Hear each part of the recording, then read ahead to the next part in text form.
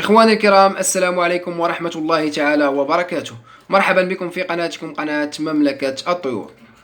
في هذا الفيديو إخواني المتشبعين سوف نتكلم لكم عن موضوع التساؤلات حوله كثيرة وعديدة جدا من طرف الكثير من الإخوة المتتبعين، لا في صفحتنا على الفيسبوك ولا كذلك في بعض التعليقات على فيديوهاتنا. هذا التساؤل يتعلق توقيت بداية موسم تزاوج وبداية موسم التزاوج عند الطيور، أو متى يبدأ موسم التزاوج عند الطيور. فكما يعلم الجميع فمعظم وجل الطيور في الطبيعة بداية موسم التزاوج عندها يكون في نهاية شهر فبراير بداية شهر مارس. هذا هو موسم الذي تبدأ فيه الطيور بالتزاوج، نهاية شهر فبراير بداية شهر مارس. ولكن نجيب عن تساؤلنا إخواني الكرام، يجب أولا أن نعرف ما هي العوامل التي تؤثر على الطائر في الطبيعة لكي يبدأ موسم تزاوجه في تلك أو في ذلك التوقيت بالذات. فهناك عاملين رئيسيين يتحكمان في بداية موسم تزاوج الطيور في الطبيعة، زائد عامل ثانوي وليس ثانوي وإنما يعتبر مكملا للعاملين الرئيسيين. العامل الرئيسي الأول وهو ساعات الإضاءة، بحيث أن ساعات الإضاءة إخواني الكرام تكون لا تقل عن 12 ساعة من الإضاءة إلى أن تصل إلى 15 ساعة من الإضاءة عند نهاية موسم التزاوج، بحيث تكون ساعات الإضاءة كما قلت لا تقل عن 12 ساعة. هذا هو العامل الرئيسي الأول. العامل الرئيسي الثاني هذه تعتبر الساعة البيولوجية للطائر. عندما تبدأ درجة أو ساعات الإضاءة بالارتفاع تدريجيا تحفز الطائر على أو تعلمه ببداية موسم التزاوج. العامل الرئيسي الثاني إخواني الكرام وهو درجة الحرارة، بحيث أن درجة الحرارة في ذلك التوقيت تكون معتدلة ومناسبة لكي تبدأ الطيور موسم تزاوجها، بحيث أن درجة الحرارة تكون لا تقل عن 18 درجة إلى 24 درجة مئوية، بحيث تكون درجة الحرارة معتدلة ومناسبة للطيور لكي تبدأ موسم تزاوجها في الطبيعة.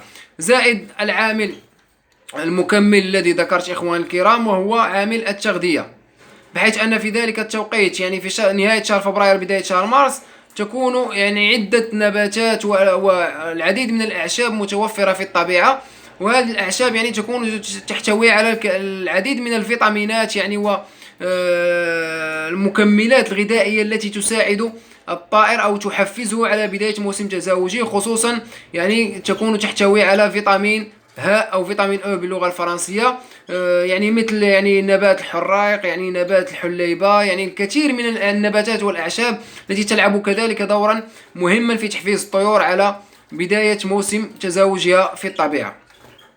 فكما قلت هناك عاملين رئيسيين زائد عامل مكمل. العاملين الرئيسيين ساعات الإضاءة يجب أن لا تقل عن 12 ساعة، زائد العامل الرئيسي الثاني وهو درجة الحرارة، بحيث أن يجب أن تكون درجة الحرارة معتدلة، لا تقل عن 18 درجة ولا تتجاوز 24 درجة، زائد عامل التغذية.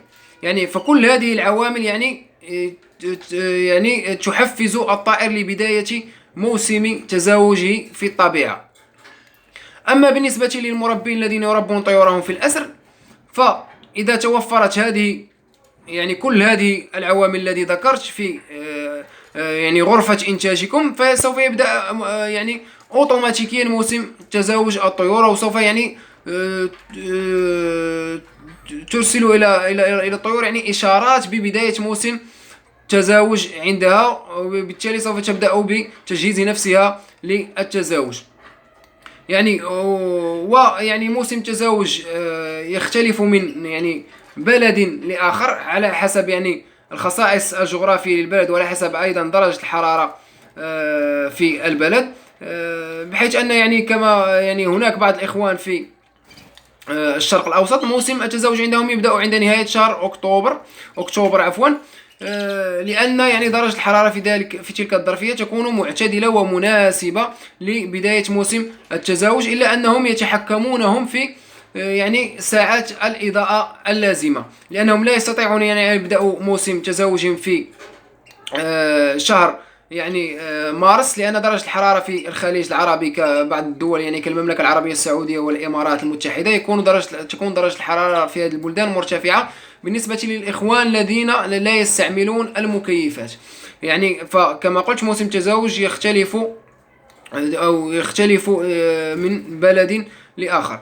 يعني فكما قلت إخواني الكرام، فإذا أردت أن يبدأ موسم تزاوج عندك يجب أن تتحكم في هذه الأمور وهذه العوامل.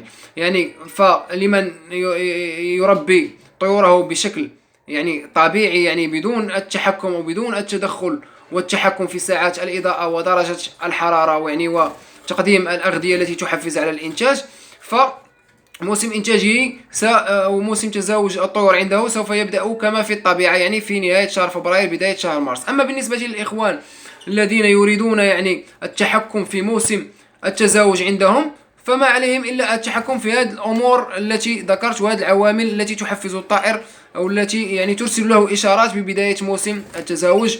وهذه الأمور كما قلت هي درجة الحرارة، ساعات الإضاءة اللازمة، زائد التغذية المناسبة.